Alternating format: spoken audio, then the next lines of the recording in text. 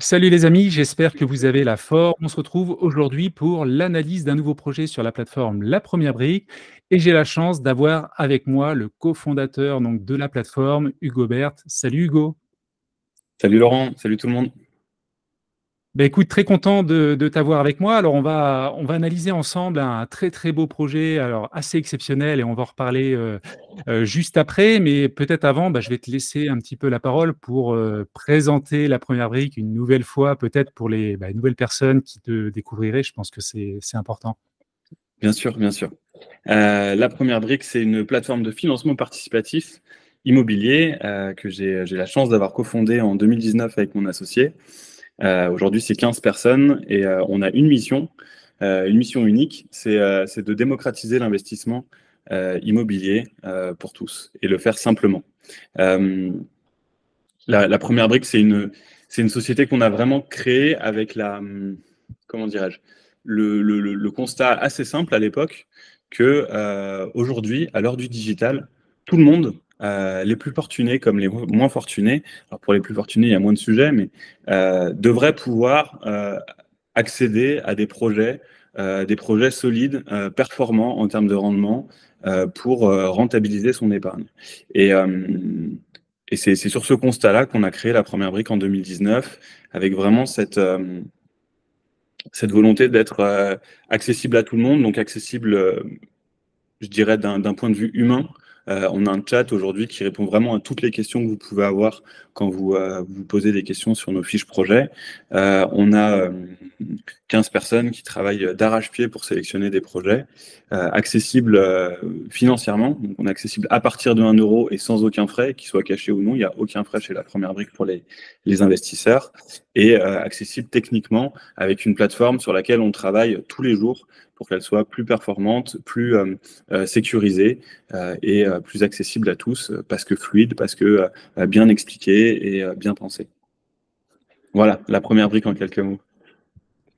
Sachant qu'aujourd'hui, vous êtes quasiment, je regardais les indicateurs de performance en parallèle, quasiment à 500 projets donc depuis Ouais, 2019 et 154 millions collectés, c'est ça, ce qui représente, c'est pas anodin. c'est ça. Mais finalement, ça c'est des chiffres et c'est pas ce qui compte pour nous. Ce qui compte pour nous, c'est qu'on a un peu plus de 10% de taux de retard, ce qui est une très belle performance dans l'industrie actuelle, et que ces retards sont sous contrôle, pardon. L'idée, c'est que notre industrie, c'est vraiment la confiance, et on travaille pour notre communauté de 46 000 investisseurs aujourd'hui, et on travaille pour leur sélectionner des projets qui soient qualitatifs. C'est ça aujourd'hui notre première fonction. Ok, super. Et donc aujourd'hui, écoute, on va analyser donc un nouveau projet qui va sortir donc ce jeudi à 10 heures. Alors je vais partager mon écran. Alors ce projet il est assez exceptionnel. Il est génial, ce projet. Il est vraiment exceptionnel. On a beaucoup de chance de travailler avec Arnaud sur ce sujet. Alors c'est un projet particulier parce que c'est donc votre plus grosse collecte à 3 Ouais, 298 000 euros. ouais, ouais, ouais. Ça se Et passe, c'est un oui, plein d'avantages. Je me permets de te couper. bien sûr. On est assez content de pouvoir faire des projets sur ces montants-là. C'est pas notre cœur de cible. Et finalement, notre cœur de cible, c'est des projets solides. Le montant, après, c'est accessoire. On peut proposer des projets aujourd'hui à 100 000 euros comme des projets à 3 millions, à 3 millions 3. Dernièrement, on a proposé pas mal de projets sur des montants un petit peu importants. Parce qu'en fait, on se rend compte que c'est des projets qui durent plus longtemps sur la plateforme et qui règle une problématique assez forte qu'on avait chez la première brique, qui était le temps de collecte, où on se retrouvait avec des collectes qui étaient trop rapides. Typiquement, ce matin, on a une collecte, tu me disais toi-même avant off que tu n'avais pas eu le temps d'investir. Et c'est pas, ça pourrait être une fierté, on pourrait fanfaronner en disant nos collectes sont super rapides, mais la vérité, c'est que on travaille pour nos briqueurs et savoir qu'il y a X% de nos briqueurs qui n'arrivent pas à investir sur un projet et qui n'arrivent pas à renseigner leur code bonus quand il y en a, parce que le projet est parti trop vite, c'est forcément un peu déceptif de notre part, de notre côté. Et donc, on est content de proposer des projets comme ça qui vont, à mon avis, rester plusieurs jours sur la plateforme, et ce serait une très bonne nouvelle parce que ça permettra à tout le monde de se positionner, de prendre le temps de prendre connaissance de la plaquette, de bien évaluer les différents points du projet avant de prendre sa décision d'investissement. C'est vrai que c'est tout à fait vrai ce que tu dis parce que, il y a peut-être 6 mois, 1 an, les personnes étaient, beaucoup d'investisseurs étaient frustrés de ne pas Ouais. pouvoir investir parce que les collectes partaient en quelques secondes et effectivement aujourd'hui avec l'ouverture, voilà de collectes régulières au-dessus d'1 000 000 €, de temps en temps au-dessus de 2 000 000 €, effectivement ça laisse plus de temps pour investir et ça peut surprendre aussi certains investisseurs qui se disent: «Je comprends pas, les projets partent, pas plus vite, enfin pas assez vite par rapport à avant». Mais effectivement, c'est collectes et au moins on répond à il y a une réponse en fait à cette frustration qui existait vraiment. Il y avait beaucoup, beaucoup de retours là-dessus. Ouais, complètement. Donc ce beau projet Dolce Noté, donc on va analyser, cela. Ça se passe en Corse, à Saint-Florent, Mmh. Au Ardèche, nord une de la toute Corse, ouais. petite, ouais, c'est ça, à proximité de Bastia. C'est un projet, donc d'achat d'une très belle villa dotée de 5 pièces. Alors, hein, comme d'habitude, hein, vous avez mis des visuels, on va juste balayer, quelques points importants du projet. Donc, une très belle villa dotée de 5 pièces pour une superficie donc de 150 m², en front de mer, on verra ça aussi tout à l'heure, et d'un hôtel. Donc c'est ça la petite particularité. Il y a un hôtel également avec mur et fonds de commerce disposant donc de 20 clés pour une superficie de 730 m². Alors le but du projet, ici va pas être, c'est ce qui est noté en dessous, il y aura pas de travaux.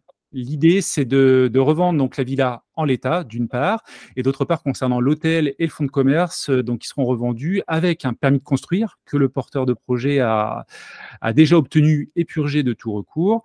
Et ça va permettre, et on va voir également, il y aura quelques visuels là-dessus, une extension de 413 m², la construction d'un restaurant et d'une piscine.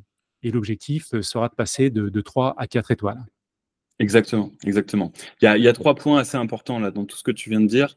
Le premier, c'est en Corse. La Corse, on va pas se mentir, hein, on a longuement hésité avant de proposer ce projet parce que, la Corse, ça peut faire peur. On sait qu'il y a un a priori négatif sur les projets en Corse et c'est la raison pour laquelle, et on le verra plus tard sur les sécurités, tout ce qui va être garanti, on a pris des hypothèques déportées, sur le continent français. Nous, on y croit à ce projet. Le fait qu'ils soient en Corse, c'est pas un point noir pour nous, mais on peut comprendre que certains de nos investisseurs aient un a priori négatif.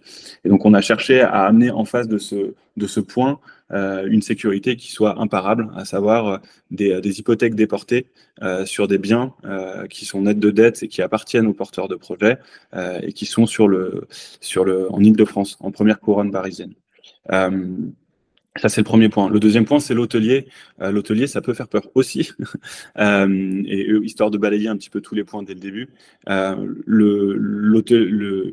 revente avec un PC qui permet de passer en 4 étoiles, c'est une première option pour le porteur de projet.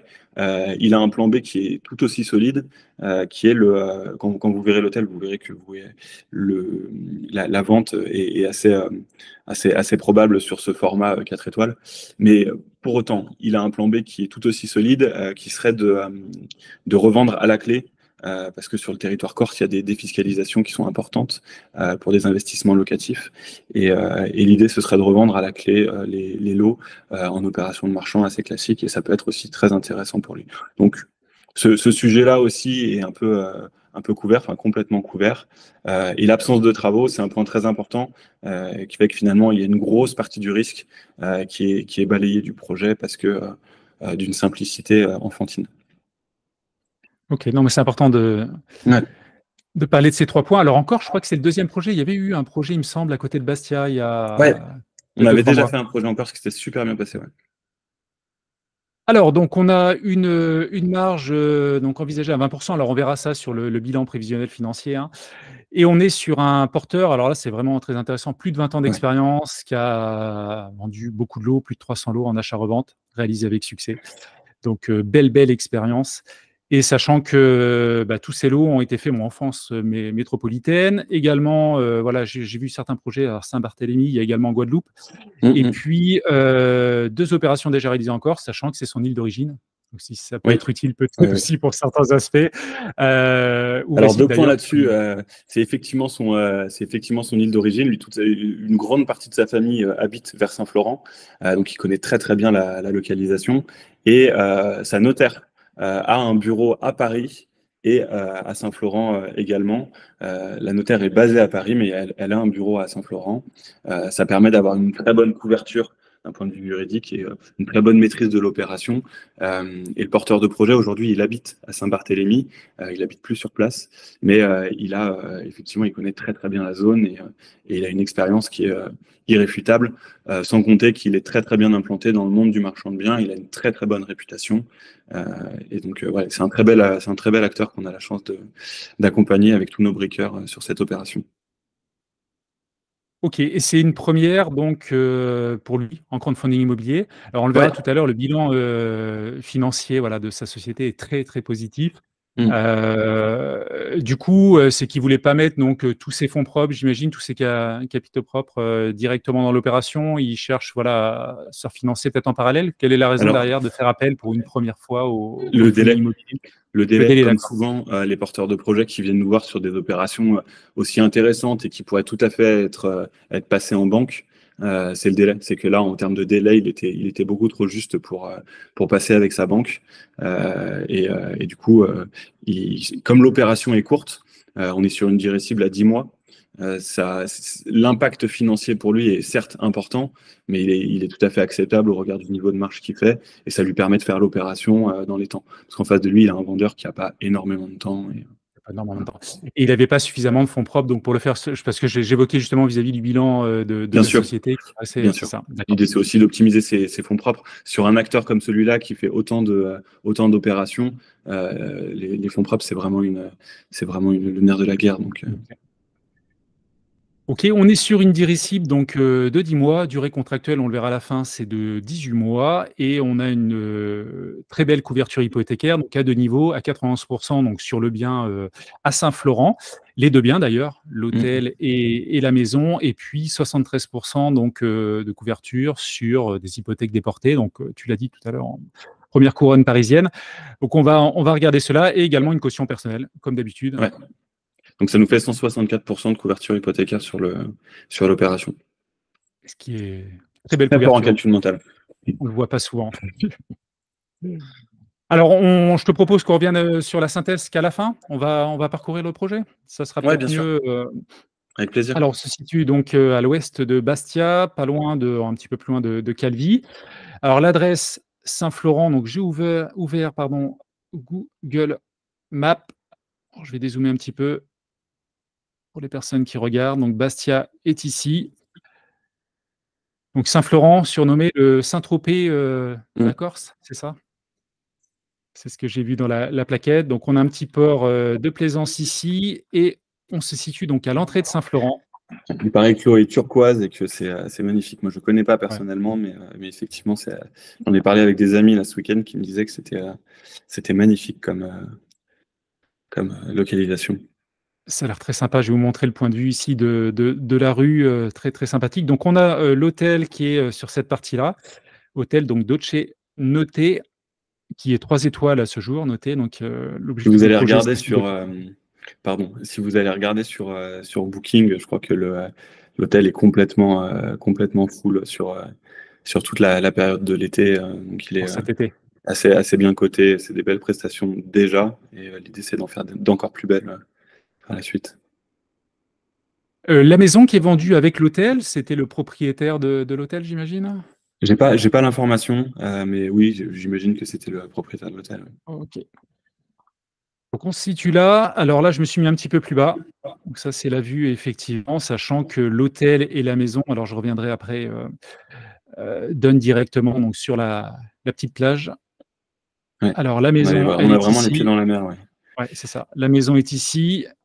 Là, on a un petit escalier, alors je le montrerai après, hein, pour descendre. On a ici une entrée piétonne à l'hôtel, et un petit peu plus loin, on a l'entrée, voilà, pour les véhicules à ce niveau-là. Alors c'est vrai qu'on de la route, bon, on voit la belle vue, là-bas de la mer Méditerranée. Par contre, Mm. là, on voit un petit peu mieux, donc effectivement, c'est une plage, un peu privative, hein, derrière. Il y a un accès direct, Complètement, ouais. à la mer. Alors je vais revenir sur la plaquette. Alors l'environnement du projet, donc la population actuelle, alors c'est une petite commune, hein, 1665 habitants. Population, donc plus de 65 ans, je vais y arriver.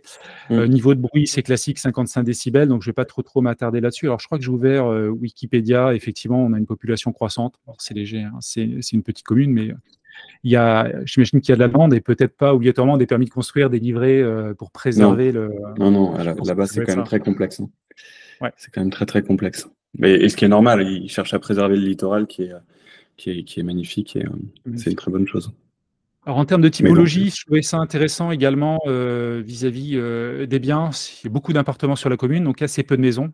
Peut-être que pour la ouais, revente, vu que c'est des biens assez rares, ça facilitera probablement la revente. Donc, on a notre hôtel, la maison, c'est l'emprise cadastrale. Donc, superbe hôtel, donc c'est cette partie droite, avec les et la chambres maison donc, à qui donnent. gauche. Ouais. Et la maison à gauche, c'est ça. Et puis on a un petit escalier. Alors je pense que la maison, je me suis posé la question, hein, on aime bien analyser les plaquettes dans le détail. Je pense que la maison et l'hôtel doivent avoir accès au même escalier. Après, ça serait à confirmer, mais peu importe, hein, c'est du point de détail. L'entrée de l'hôtel, et puis ça, c'est la petite descente avec les véhicules, avec le parking. Ouais, Alors, on va avoir des visuels sur les travaux parce que le porteur de c'est ça. projet donc, a prévu un permis de construire. L'objectif, c'est de construire donc, une piscine, un hôtel et j'ai oublié, il y avait un troisième point, je ne sais plus exactement ce que c'était, je vais revenir. Un restaurant. Restaurant, Ouais. piscine et je crois qu'il y avait un troisième point, je ne sais plus. Bon, c'est pas grave. En fait, il va construire la piscine, le restaurant et augmenter le niveau de gamme de l'hôtel.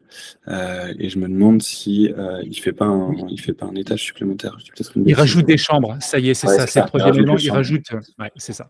Mais sachant que ça, attention, hein, pas de quiproquo, c'est pas le porteur de projet qui le fait. Oui, bien Lui, sûr. il a obtenu un PC et purgé un PC pour réaliser ça, et c'est l'acquéreur de l'hôtel qui fera ses travaux. Ouais. L'objectif, c'est de donner le projet clé en main. Bon, alors, on se retrouve également avec quelques visuels de la villa. C'est superbe, hein. C'est Rien à magnifique, ouais, dire. tout à fait magnifique. Magnifique. Les murs sont à la Et donc, chaux, on de toute arrive. façon. Ouais, oui. On arrive donc au bilan prévisionnel financier. Alors, ce qui est important et ce qui est intéressant sur ce projet, hein, surtout pour nous investisseurs, enfin, ça dépend aussi des sensibilités, comme je le dis. Tout le monde a ses propres sensibilités. Et puis, je rappelle d'ailleurs, je le dis maintenant, qu'il y a toujours un risque en crowdfunding immobilier, risque d'illiquidité, de perte de capital également. Mm. Donc, c'est important de bien lire les plaquettes et de bien analyser les projets, de se faire son propre avis. Et Et donc, je dirais même plus pour compléter ce que tu dis que c'est notre travail, c'est de vous donner un maximum d'informations pour que vous puissiez considérer tous les points du projet et considérer le niveau de risque. Et effectivement, chacun sa vision du risque. Certains seront très frileux aux travaux, là où d'autres penseront que une personne qui a une bonne maîtrise des travaux aura forcément plus de valeur ajoutée et donc sortira plus de marge. Enfin, on a tous des avis différents sur tous les grands points d'un projet. Et nous, notre rôle, c'est de vous donner toutes les informations pour vous faire un avis. Et c'est vraiment très important de consulter les fiches projet. Je le répète vraiment systématiquement quand je fais des vidéos et de nous poser des questions. Euh, alors, Laurent, tu fais un travail formidable pour tout décortiquer et c'est super. J'imagine que tu as aussi beaucoup de questions auxquelles tu réponds. Euh, et en complément de tout ça, nous, on se tient vraiment disponible pour répondre aux questions que vous pouvez avoir sur les projets, quitte ensuite à ce que vous les partagiez sur des forums ou autres. On n'a aucun problème avec ça. Encore une fois, nous, on travaille pour vous, hein. On travaille pour vous aider à comprendre les projets et pour vous proposer des projets. c'est important de le rappeler, il y a un travail de Ouais. pédagogie à faire parce que j'ai encore régulièrement, peut-être une fois par semaine, une personne qui me dit qu'elle investit sur les projets sans lire la plaquette ou elle regarde que mes vidéos. Et donc on rappelle effectivement, et c'est important voilà, de rappeler ça dans cette vidéo aujourd'hui. Alors vis-à-vis du bilan prévisionnel financier, donc très peu de travaux, on a un foncier qui représente 79% avec donc l'achat de l'hôtel, le fonds de commerce et la villa. On a quelques charges honoraires techniques, charges d'exploitation, assurance. On a également donc frais de publicité, les frais, donc la première brique, sachant que ça intègre également les intérêts des investisseurs. Tu vas pas me contredire, mais c'est bien ça, je le rappelle à chaque fois que cette ligne-là intègre la Bien première sûr. brique, mais également nos intérêts. Donc on arrive à un prix de revient global de 4 757 000 et on va revendre ça sous forme de trois lignes différentes. L'hôtel, bien sûr, avec le projet d'extension et la partie chiffre d'affaires également, enfin le fonds de commerce, et puis également la villa de l'autre côté. Et donc, on Mm. arriverait à un prix de vente global de quasiment 6 millions avec une marge envisagée de 20% Sur une durée cible de 10 mois. sur une durée cible de 10 mois. Tout à fait. Donc, on a un prix de sortie. Bon, là, On peut le regarder, mais vu qu'il y a l'hôtel d'un côté et la maison, c'est pas très pertinent de regarder le prix de sortie. On verra juste après Non. le prix de Ouais. sortie pour la maison à part. Concernant le foncier, donc on en a parlé, on va peut-être pas trop s'attarder sur cette partie-là. Donc les travaux, tu l'as dit, donc pas de travaux sur ce projet, sachant que quand même le porteur de projet veut faciliter la tâche au futur acquéreur. Donc il y a le permis de construire d'un côté, mais il a également réalisé un dossier technique complet. Ça, je pense que c'est important pour anticiper les choses et appel d'offres, schéma, devis et technique. Je pense que ça, c'est important. Alors, on le verra également, ça me permet de... On verra tout à l'heure sur d'autres slides. C'est quelqu'un qui a une vraie expérience aussi sur les projets d'hôtellerie. Et ça, Ouais. c'est un point fort aussi. Je pense qu'il Ouais, connaît bien complètement. le sujet. Ouais, parce que c'est pas classique, les projets Voilà, d'hôtellerie. c'est Il pas y a quand même pas classique. mal de particularités pour justement, déjà pour avoir le PC accepté et ensuite pour que le rendu final réponde aux attentes qui peuvent être parfois assez particulières dans ces activités-là. Et donc, on arrive, donc l'urbanisme. Permis de construire, donc demandé et purgé. Donc, comme on l'a dit tout à l'heure, donc 3 suites supplémentaires, le restaurant et la piscine permettront probablement donc de passer à 4 étoiles par la suite. Côté commercialisation, c'est pas aujourd'hui entamé. Arnaud, donc le porteur, commencera quand il sera propriétaire. Et ce qu'il a souligné également, c'est que c'est le porteur qui assurera la commercialisation via son réseau, parce qu'effectivement, 20 ans d'expérience, vu qu'il a déjà fait aussi des projets d'hôtellerie, il a sûrement voilà, des contacts pour la vente de l'hôtel. Et on l'a eu au téléphone il y a peu de temps. Il a conscience, c'est la première fois qu'il passe par le crowdfunding. Il est pragmatique, il sait exactement ce qu'il fait et il sait aussi que ça va lui coûter cher parce que 11,5% de rendement sur cette opération pour les investisseurs, c'est c'est forcément quelque chose qu'il va falloir enfin, une dette qu'il a envie de porter le moins longtemps possible. Étant donné qu'il n'y a pas de travaux, il va très rapidement commencer la commercialisation et il est assez serein sur le 10 mois de durée cible. Ce serait pas surprenant que ce soit même une durée un peu inférieure. Un peu inférieur. Sachant qu'on n'en a pas parlé, donc c'est 11,5% de taux net, mais il y a le code bonus, il me semble, sur ce projet-là. Oui, il y a le peu de bonus sur ce Il y a le code projet-là. bonus. Donc ça veut dire un Ouais. 12,5%. Alors d'ailleurs, petit instant, si vous le souhaitez justement avoir ce code bonus, alors si c'est un premier projet, hein, il y aura un petit lien en description pour vous inscrire sur la plateforme, hein, même déjà pour découvrir la plateforme, même si c'est pour faire un investissement plus tard. Ça vous permettra déjà d'avoir un petit pourcent supplémentaire. Et également, à partir du deuxième projet et les suivants, en fonction des projets, vous avez la possibilité d'ajouter un code bonus et notamment le code LFL pour Liberté Financière Laurent.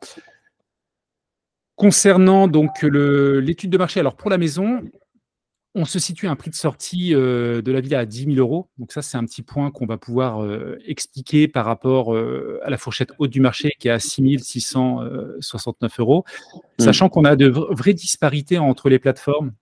Là, il y a certaines plateformes où on est plutôt fourchette haute à 4 000 et d'autres on est à 8 000. Alors ça me permet d'aller sur meilleurs agents où là on voit que la fourchette haute est à 8 155, donc ça dépend un petit peu des plateformes. Ouais. Et avant de revenir à l'argumentation, il y a également, je voulais, hein, comme je le fais à chaque fois sur Meilleur Agent, l'évolution du marché. Ça ne connaît pas la crise. C'est Non, beau à voir quand tout est non, vert. non, ouais, c'est clair. Et là, on est sur une maison qui a des très très belles prestations, qui est vraiment les pieds dans la mer, piscinable, enfin, tu as montré quelques photos de l'intérieur qui y a rien à faire, quoi. C'est-à-dire que c'est magnifique, c'est des murs en chaux, vraiment dans l'esprit de, euh, de méditerranéen, avec un beau jardin, et vue sur mer qui est juste incroyable. Et on est en plein centre du village. Donc c'est un bien qui est d'exception. C'est pas, il y en a assez peu Non, des bien sûr. biens comme ça avant, donc ça justifie le fait que le prix soit plus élevé que la normale. Enfin, regarde là, Non, tu bien vois, sûr. ouais, en bas à droite la salle de bain avec vue La vue mer, dans la c'est baignoire, incroyable, exceptionnelle. quoi. Incroyable. Ouais. Non, non, c'est super emplacement et ouais, vraiment très, très, très joli. Donc, on a 10 000 euros. Bien entendu, alors, pourquoi? Donc, on est dans la fourchette au-dessus de la fourchette haute, également parce que le bien proposé donc, a une possibilité également d'avoir une piscine par la suite.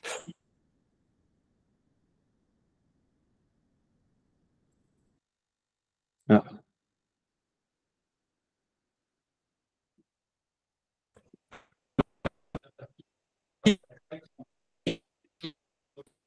proximité qui ont été vendus ou à vendre. Donc, on est à 10 000 euros, 14 500 euros, 13 800 euros. C'est tout simplement pour expliquer le décalage qu'on est sur des biens d'exception. C'est normal, des fois, dans certains cas, qu'on dépasse la fourchette haute du marché. Ouais, et puis là, effectivement, tu vois les maisons qui sont vraiment à proximité, on est à 13 000 et 14 000. Là où quand tu t'éloignes un petit peu plus, tu es autour de 10 000. Donc, c'est des prix qui sont cohérents. Ouais. Donc vis-à-vis de la maison, voilà ce qui explique le prix de sortie au mètre carré. Et puis concernant donc l'étude hôtelière, parce qu'il y a une étude qui a été faite, donc on vise un prix de revente de 3 800 000 euros. Ça représente à peu près 190 000 euros la clé. Donc c'est pour un hôtel qui est en exploitation depuis 1978. Ça date.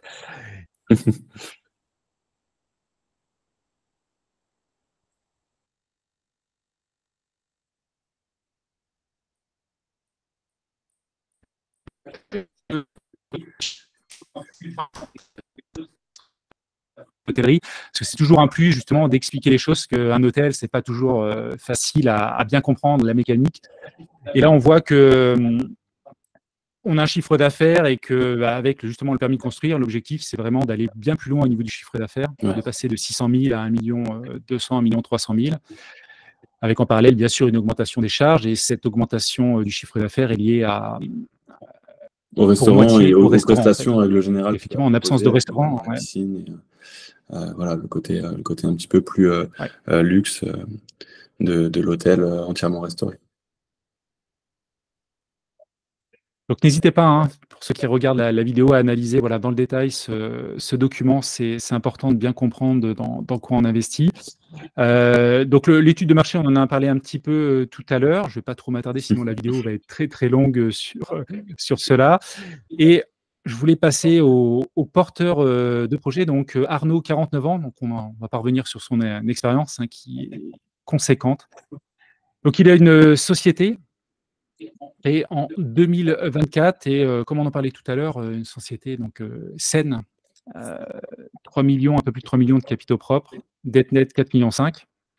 Ça, c'est sûr que c'est intéressant pour l'investisseur. C'est rassurant en fait de voir des sociétés saines, ce qui n'est pas toujours le cas, et ce qui peut inquiéter dans certains cas. Complètement. Alors, je ne sais pas si tu veux peut-être ajouter des éléments peut-être sur le bilan. Non, sur le bilan, pas de note particulière, si ce n'est qu'il a un niveau de dette qui est équilibré par rapport à son niveau de stock. Il a un chiffre d'affaires qui est positif sur 2022 et sur 2023, avec un résultat brut qui est important sur les 2 années. Sur 2023, on voit qu'il a un résultat brut supérieur au chiffre d'affaires parce qu'en fait, il a déstocké énormément. Voilà, c'est un porteur de projet qui est très sérieux, qui fait du très bon travail et qu'on a eu au téléphone aussi bien mon associé que moi et qui a vraiment qui attache beaucoup d'importance à tenir ses engagements. Le genre de personne avec lequel on aime travailler parce que ponctuel, très rigoureux et une très bonne réputation qui mérite largement. Ok. Alors, le track record, l'historique de l'entreprise, donc c'est là où il y a pas mal d'informations sur les projets déjà réalisés. Donc là, c'est un ancien hôtel en Guadeloupe, si je ne me trompe pas. Celui-ci également, un autre hôtel en Guadeloupe, 2017, l'autre c'était 2016. Vente en bloc, un hôtelier, même chose en 2019. Ah, il aime ça. Tout ce qui est hôtelier, il en a fait. En 2021, tu vois qu'à chaque fois, il y a des niveaux de marge qui sont quand même assez importants et des très belles opérations en termes de surface, en termes de localisation aussi. Donc voilà, une personne assez habituée de cette typologie d'opération. Et une clinique en novembre 2022. Alors concernant les garanties, là c'est très très belle garantie. La caution personnelle d'une part. Alors là, il y a toujours des petites questions. Certains investisseurs aimeraient plus d'informations. Je ne sais pas si tu aurais une réponse à nous apporter sur cette partie-là. Alors vous vérifiez à votre niveau, bien sûr, le patrimoine. Derrière, c'est peut-être difficile aussi de diffuser, de communiquer d'autres informations. Parce que il faut bien comprendre que le porteur de projet, il va aussi il va aussi ensuite devoir vendre son bien et que ces informations, si on les rend publiques, dans la négociation avec le niveau de transparence qu'on peut mettre, il a des limites parce que nous, on donne un engagement et encore une fois, notre industrie, c'est la confiance. Donc, quand on vous affirme quelque chose, c'est qu'on l'a vérifié et que c'est avéré. Mais notre porteur de projet, si en quelque sorte on le met tout nu sur la plaquette, ensuite quand il va aller à la négo avec des acheteurs potentiels ou autres, ça peut lui porter préjudice de montrer qu'il a X millions d'euros de patrimoine net de dette. Voilà, donc on essaye de trouver voilà, le bon placement du curseur pour donner suffisamment d'informations pour que l'investisseur puisse être en confiance et en même temps garder un petit peu de confidentialité du côté du porteur de projet. C'est très clair. Non, non, mais c'est bien. Merci d'avoir précisé cela.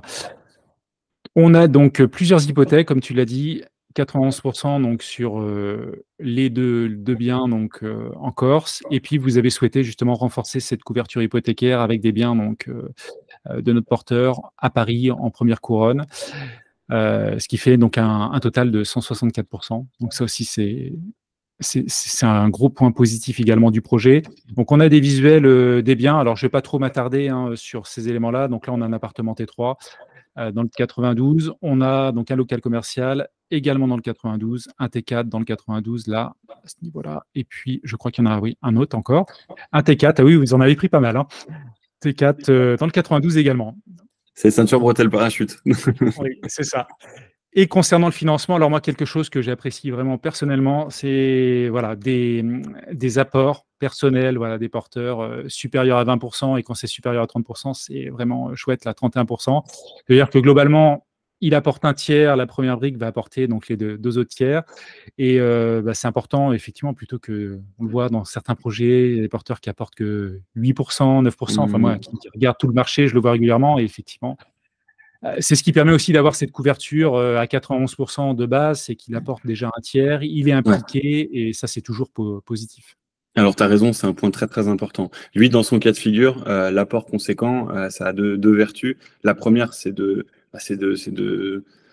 valider, si ce n'était pas encore fait, la pleine implication du porteur de projet dans l'opération, parce que l'impact financier pour lui serait énorme.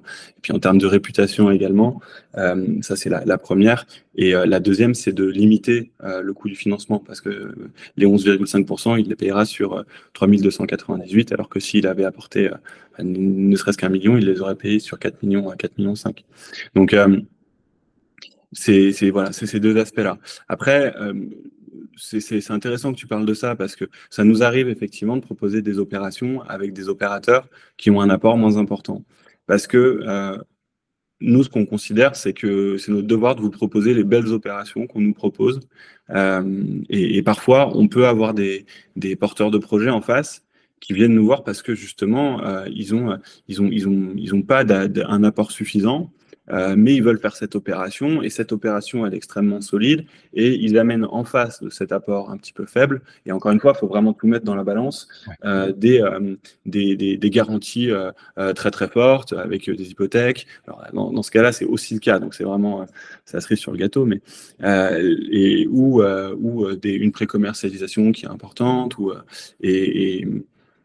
l'apport, c'est pas la totalité du projet. Enfin, c'est un point important pour nous, c'est un point qu'on regarde et typiquement, on financera jamais quelqu'un qui n'amène à rien, parce que encore une fois, il faut qu'on ait une implication financière. Mais on peut entendre une personne en face de nous qui a pas les moyens d'amener plus, mais pourtant il a trouvé une très très belle opération parce qu'il a bien acheté, parce que il a pré-commercialisé. Dans ces cas-là, on est content de vous proposer le projet. C'est à moduler à chaque fois en fonction des projets. Tous les projets sont un petit peu différents, et effectivement, certains, ce qu'on pourrait qualifier de point faible, mais ça ne veut pas dire que le reste du projet, alors c'est pas obligatoirement un point faible, c'est un point, on va dire, neutre, mais derrière, effectivement, les autres points et le projet est bon, voire même très bon, et donc ça serait dommage de ne pas financer quelqu'un si ses fonds propres sont aux alentours de 15-20%. Non, c'est complètement. Je vais descendre. Alors, je crois, oui, donc les intérêts vont commencer à courir. Alors, ça me permet de le souligner également. Donc, le projet sort jeudi à 10h. Moi, je fais mes petits calculs, hein, c'est pas, voilà, je suis en toute transparence également, et je vais le partager d'ailleurs prochainement. Je regarde le délai d'émission de toutes les plateformes et vraiment chapeau. Ça veut dire que voilà, on va être connecté à peu près le 23-24 à peu près, et puis quelques jours plus tard, une semaine, 8-9 jours, tout de suite, donc les délais, enfin les intérêts vont commencer voilà, à courir, Ouais. et donc ça, c'est très intéressant. Durée cible de 10 Ça va mois dans et ça va durée. dans la lignée de ce que je te disais tout à l'heure. On travaille pour vous et en fait, nous, notre volonté, c'est que l'investissement soit intéressant pour tout le monde. Donc, si on estime qu'au 4 juin, on a collecté la totalité, ben, au 4 juin, il faut absolument, et si on peut le faire au 2 juin, on le fera au 2 juin, mais il faut absolument que les intérêts soient payés le plus rapidement possible, au même titre qu'il faut qu'on mette les fonds à disposition du porteur de projet le plus rapidement possible. Non, mais je suis tout à fait d'accord avec toi. Même si c'est pas un critère en fait inhérent au projet, personnellement, c'est quelque chose que je regarde et que j'analyse, parce que mettre son argent et attendre que le projet se collecte en 1 mois et demi, 2 mois, et perdre ce temps-là d'intérêt, c'est Bien vraiment, sûr, voilà, c'est dommage, hein, sur son capital. Après, on est investisseur, et complètement. voilà. C'était juste une petite parenthèse, Puis si mais tu regardes le c'était TRI derrière de ton investissement, ben, en fait, tu perds des précieux points de TRI parce que ton cash a été placé sur un wallet qui rapportait rien pendant un certain temps. Ouais. tout à fait. Alors, je vais revenir sur la synthèse. Alors d'ailleurs, ça, c'est un élément que vous avez rajouté, je crois, en début d'année 2024, sur les Ouais, plaquettes avant, ça n'y était pas. ouais, Et ça, je trouve c'était ça c'est pas mal. c'était une vraie volonté d'encore plus de transparence et ça allait un peu dans le sens de ce qu'on disait tout à l'heure sur le fait qu'il y avait des gens qui lisaient pas les plaquettes ou qui lisaient que la première page. Et c'est de dire, OK, vous voulez qu'on vous mâche encore plus le travail, bah, si vous voulez, on le fait. Nous, on n'est pas fan de ça. On aime bien que on a des chargés d'affaires qui passent 3 à 4 jours à rédiger des fiches projets. On est content que nos investisseurs les Ouais, lisent, c'est ça. mais pour autant, c'est important pour nous que ceux qui n'ont pas le temps et qui n'ont pas envie de lire les fiches projets aient une synthèse qui soit quand même construite. Donc les points faibles, on les met parce que, encore une fois, il faut qu'on soit transparent et on met les raisons pour lesquelles, malgré ces points faibles, on a décidé de proposer le projet. Donc là, typiquement, le prix de sortie élevé de la maison, on en a parlé ensemble. La localisation, elle est ultra premium. On a des prestations très haut de gamme et on a effectivement, j'en ai pas parlé tout à l'heure, mais Ouais. il a déjà une intention d'achat sur la maison qui n'a pas été formalisée, mais d'une personne qui connaît bien en Corse et qui aurait de l'intérêt pour cette maison. Et l'absence de pré-commercialisation, c'est voilà, le sujet de l'absence de pré-commercialisation, finalement, c'est aussi le premier point, à savoir le fait qu'il a déjà eu des intentions d'achat. Il a sondé le marché et il y a une vraie traction sur ces offres. Et en face de cette incertitude, on a quand même mis des hypothèques en Île-de-France et sur le bien pour 164% de couverture hypothécaire. Effectivement. Ce qui en fait quand même un très très beau projet. Alors j'utilise rarement le mot pépite, mais on n'en est pas loin quand même, parce qu'une stratégie de revente cohérente, effectivement, sur un bien premium comme ça, à 10 000 euros le mètre carré, voilà, on a vu par Ouais. rapport à d'autres biens à proximité, ok. L'emplacement, premium, hein, que ce soit la commune, on n'est pas loin de Bastia également, et puis cette vue mer superbe. Couverture hypothécaire, une société en bonne santé, effectivement, dans certains cas, c'est pas tout le temps le cas, mais là, vraiment, c'est parfait. L'expérience du porteur, plus de 20 ans, plus de 300 achats-reventes, et l'apport important, plus de 30%, et également le permis de construire purgé de tout recours. Là, avec le dossier technique, comme on l'a évoqué tout à l'heure, c'est quelque chose qui peut faciliter derrière la vente et accélérer les Ouais, choses, quoi. Se projeter, surtout, se projeter. complètement. Ok, je pense qu'on a fait le tour. Après, je vais peut-être te laisser le mot de la fin. Je pense que ça serait Bah le ouais, avec mieux. plaisir, avec plaisir. En tout cas, merci d'être intervenu, voilà, pour ce projet exceptionnel, parce que je reviens aussi, collecte, plus haute collecte jusqu'à présent sur la première brique, donc ce jeudi à 10 h. Bah, c'est l'occasion de te remercier toi aussi pour la qualité de ton travail. On a beaucoup d'investisseurs qui nous parlent de tes vidéos en nous disant qu'ils sont très contents d'avoir voilà, une analyse un peu complémentaire. Donc félicitations. Et ce projet, c'est un gros challenge pour nous. On le propose, voilà, malgré certains aspects qui peuvent être des points faibles, on les a notés dans la synthèse. mais parce qu'on y croit vraiment très très fort à ce projet. On a rencontré le porteur de projet. La première brique depuis le début, c'est aussi une aventure humaine. Et là, en face de nous, on a un très très beau porteur de projet qui a des très belles valeurs, qui a une très belle expérience, une couverture hypothécaire qui est assez incroyable, sur des actifs qui sont en France. Donc le projet fait en France, en Île-de-France, parce que la Corse c'est la France, pas de boulette. Voilà, un très très beau projet, avec bon, des points forts que tu listes là sur la slide et qui sont assez évidents quand on prend le temps de lire la plaquette. Qu'on espère on aura vraiment un maximum de monde. La beauté de ce projet, c'est qu'il va permettre à tout le monde de se positionner, et on a hâte d'être jeudi à 10 heures sur la plateforme avec, comme tu l'as rappelé tout à l'heure, les codes bonus possibles. Et puis Oui. je te laisserai mettre le tien en commentaire. Oui, oui, il sera juste en dessous. Bon, en tout cas, merci pour ton intervention, voilà, qui permet vraiment de compléter les choses et d'avoir, voilà, la vision du fondateur de la première brique. Et puis, bah, encore une fois, merci. Et Cofondateur. puis, bah, je te dis, cofondateur avec Thomas. J'oubliais Thomas. Désolé, Thomas. Et voilà, merci. Et puis, bah, je te dis à bientôt. Ouais. Merci beaucoup, Laurent. Bonne fin de Salut. journée. Au revoir à tous.